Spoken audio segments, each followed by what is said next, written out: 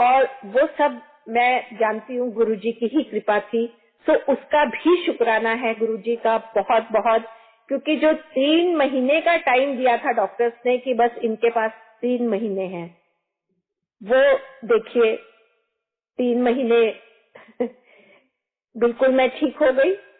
और उसके बाद 2004 में डॉक्टर्स को फिर से शक हुआ। मेरा एम्स से इलाज चला है और वहां फिर पीरियोडिक चेकअप भी होता था। तो 2004 में डॉक्टर्स को लगा कि राइट साइड में भी शुरू हो रहा है। तो उन्होंने कहा कि हमें ऐसा लग रहा है, तो आफ्टर 6 मंथ्स हम फिर से टेस्ट करेंगे और आपको बताएंगे कि आगे कैसे करना है। तो जब आफ्टर, तब तक मैं गुरुजी के पास पहुंच चुकी थी 2004 में। और उसके बाद जब मेरा ये बोन स्कैन का टेस्ट हुआ, तो उस दिन डॉक्टर्स ने जितने टेस्ट हुए थे बाकी सबको भेज दिया और 3 नाम लेके कहा कि आप तीनों रुक जाइए, फिर आपसे हमने बात करनी है और आपको हम बताएंगे कि कैसे क्या करना है। तो उन 3 में मेरा नाम भी था और हम लोग बैठ गए। तो आफ्टर 10 मिनट डॉक्टर ने रूम से बाहर आके कहा, क्योंकि जब वो बोन स्कैन करते हैं तब वो उस टाइम तो कंप्यूटर में देखते ही हैं, उसके बाद वो अपने रूम में जाके फिर से सारा देखते हैं और उसके बाद फिर वो अकॉर्डिंगली बात करते हैं। तो उन्होंने सबसे पहले मेरा नाम लिया और कहा किरण शर्मा आप आइए। तो मैं जब गई तो उन्होंने कहा कि जब हम आपका बोन स्कैन कर रहे थे उस टाइम तो हमें क्लियर राइट साइड में दिखाई दे रहा था, लेकिन अब हम रूम में आने के बाद जब देख रहे हैं तो हमने कई बार देख लिया लेकिन हमें कहीं भी कुछ भी नहीं दिखाई दे रहा। तो जब कुछ दिखाई नहीं दे रहा तो जाइए आप ऐश कीजिए। तो देखिए संगत जी, गुरु जी के वर्ड्स होते हैं जा ऐश कर, जो उन्होंने डॉक्टर के मुंह से कहलवाए। तो शुक्राना है गुरु जी का बहुत बहुत। वो दिन है और आज का दिन है, गुरु जी की कृपा है। और इसी तरह से मुझे स्लिप डिस्क की भी प्रॉब्लम थी और काफी सालों तक रही है, काफी डॉक्टर्स को दिखाया, बहुत तकलीफ में मैं रहती थी, उठना बैठना चलना फिरना बहुत तकलीफ में रहती थी। और फिर कुछ सालों से ऐसा हुआ कि कमर झुक जाती थी मेरी कुछ दिन के लिए विंटर सीजन में। तो 2004 में भी जब विंटर सीजन आया, क्योंकि हम जून में गुरुजी के पास फर्स्ट टाइम गए थे, और उसके बाद जब विंटर सीजन आया तो मेरी कमर की फिर वही पोजीशन हो गई, कमर झुक गई और मैं झुक झुक के चलती थी। तो उसी तरह से, क्योंकि अब हर साल अगर ये कंडीशन होगी तो मैं स्कूल से कितनी छुट्टियां लूंगी, तो मैं स्कूल जाती रहती थी। हस्बैंड छोड़ आते थे और हस्बैंड ले आते थे। तो उसके बाद जब इस कंडीशन में थर्सडे आया, गुरुजी के पास जाने का दिन आया एम्पायर एस्टेट, तो मेरे बेटे ने कहा कि मम्मी आज तो आप नहीं जा पाओगी, क्योंकि आज तो आप काफी तकलीफ में हो, आपसे चला भी ठीक से नहीं जा रहा, तो वहां कैसे जाओगी। तो एकदम मुंह से निकला कि क्यों, अगर मैं स्कूल जा सकती हूँ तो मैं गुरुजी के पास क्यों नहीं जा सकती। तो उसने कहा ठीक है तो चलिए, और हम लोग गुरुजी के पास गए। तो उस दिन जब हम गुरुजी के पास गए तो जैसे ही एम्पायर एस्टेट के मेन गेट से अंदर एंटर किए, तो एकदम अंदर एंटर करते ही गुरुजी की बहुत खुशबू आने लगी और रोज चंदन मिक्स खुशबू मुझे आती थी। वो जब गुरुजी अपने रूम से भी निकल के और अपने आसन पे बैठते थे, उस टाइम भी पूरा हॉल उस खुशबू से भर जाता था। संगत जी, वैसे मुझे अभी भी आ रही है वो खुशबू। शुक्राना गुरुजी, शुक्राना शुक्राना। थैंक यू गुरुजी।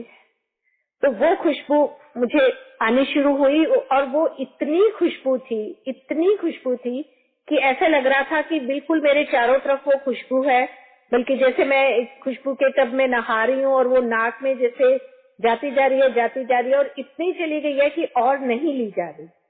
तो एकदम से थॉट आया मन में कि गुरुजी आप यहाँ तक लेने आए हैं हमें। और उसके बाद हम तब तक एम्पायर स्टेट के अंदर, गेट के अंदर पहुंच गए थे। और जैसे ही हमने अंदर कदम रखा तो वो स्थान जहाँ से 2-3 सीढ़ियां नीचे उतर के वो हॉल आता है जहाँ गुरुजी बैठते हैं, दर्शन देते हैं और सारी संगत उनके सामने बैठती है। तो उससे पहले वो बहुत थोड़ी सी जगह है जहाँ से ऊपर की तरफ भी सीढ़ियां जाती हैं और वो जो 2-3 सीढ़ियां वो नीचे उतरती हैं। तो वो थोड़ी सी जगह है, वहीं गुरुजी बैठे हुए थे और उनके चरणों के आसपास रोज पेटल्स थे। तो जैसे ही मैंने उन्हें देखा एंटर करते ही, तो मैंने एकदम उनके चरण छुए और जैसे ही चरण छुए वो एकदम उठ के खड़े हुए और उसके बाद वो अपने रूम में चले गए। तो एकदम से लगा कि शायद मेरे से कोई गलती हो गई है कि गुरुजी एकदम उठ के चले गए हैं और बेटा भी नहीं चरण छू पाया उनके। तो खैर हम भी फिर वही 2-3 सीढ़ियां उतर के और जहां हमें सेवादार अंकल ने बिठाया, हम वहां पर बैठ गए और चाय प्रसाद पिया। उसके बाद वैसे ही गुरुजी आके अपने आसन पे बैठे, फिर उसके बाद लंगर प्रसाद किया और रोज की तरह फिर हमने बाहर जाके हाथ धोए, जल प्रसाद ग्रहण किया और अंदर आके गुरुजी से आज्ञा ली और हम अपने घर वापस आ गए। और जब हम अपने घर पहुंचे और बेटी ने दरवाजा खोला तो उसने कहा, मम्मी गई तो आप झुकी हुई थी, आई तो सीधी हो। तो तब एहसास हुआ कि मेरी कमर सीधी हो गई है, जबकि गुरुजी ने तो उसी पल जब वो उठ के अपने रूम में गए थे, उसी पल मुझे ठीक कर दिया था। और इतना शुक्राना है उनका कि मतलब तब से अब तक दोबारा मेरी कमर नहीं झुकी। तो गुरुजी बिना कहे, क्योंकि मैंने कभी उनसे नहीं कहा कि मुझे ये तकलीफ है या वो तकलीफ है, और उनको तो सब पता है। उनके आगे तो उन्होंने जब हमें एक बार देख लिया, हमारी फाइल उनके आगे खुल गई और उन्हें पता है कि हम पास्ट में क्या करके आए हैं, अब क्या कर रहे हैं और आगे फ्यूचर में हम क्या करने वाले हैं। तो हमारी फाइल उनके सामने बिल्कुल क्लियर, हमारा कच्चा चिट्ठा उनके सामने होता है सब हमारे ही कर्म जो हम भुगत रहे होते हैं।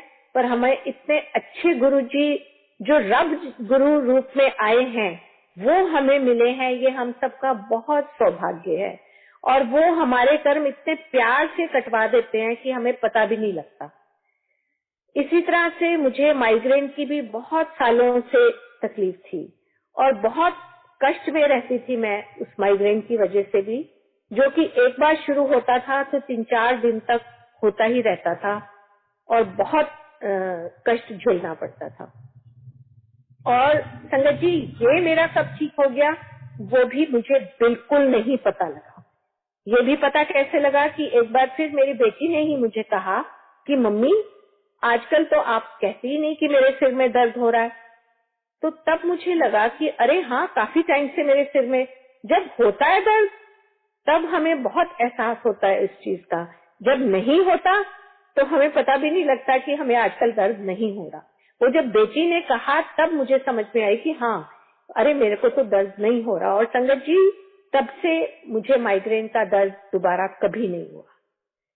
तो इतनी कृपा है गुरुजी की कि इसी तरह से एक बार मेरे को पेट की इतनी तकलीफ थी, इन्फेक्शन के कारण पेट में बहुत दर्द भी था और लूज मोशंस भी थे। तो इस तरह से बहुत तकलीफ में थी और गुरुजी का फंक्शन आया इस दौरान, बड़े मंदिर वाला, और वहां जाना था। अब मुझे ये याद नहीं है बर्थडे वाला था या गुरु पूर्णिमा वाला था। तो हम उस दिन हमने सबने जाना था और मेरी जब इतनी जबरदस्त तकलीफ थी उस दिन इन्फेक्शन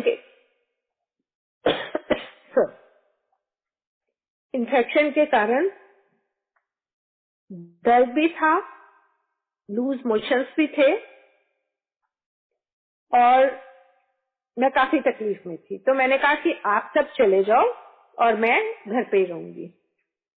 और उस दिन मैं घर पे रही। जब ये सब चले गए तो मैं बहुत रोई कि गुरुजी मुझे तो आपके पास आना था, पर इस हालत में तो मैं आ भी नहीं सकती थी, मैं बड़े मंदिर तक पहुंच भी नहीं पाती क्योंकि इतने लूज मोशंस और इतना पेट दर्द।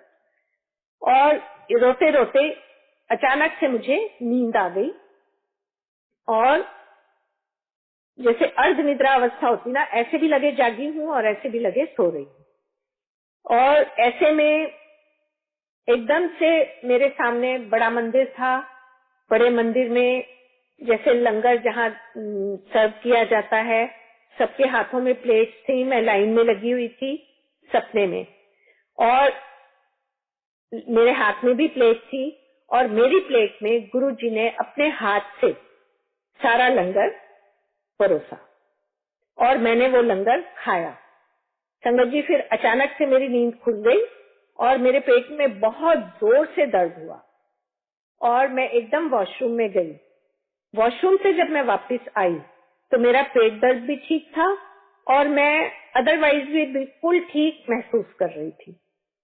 और उसके बाद ना पेट में दर्द हुआ, ना मुझे लूज मोशन हुआ और मैं बिल्कुल नॉर्मल हो गई।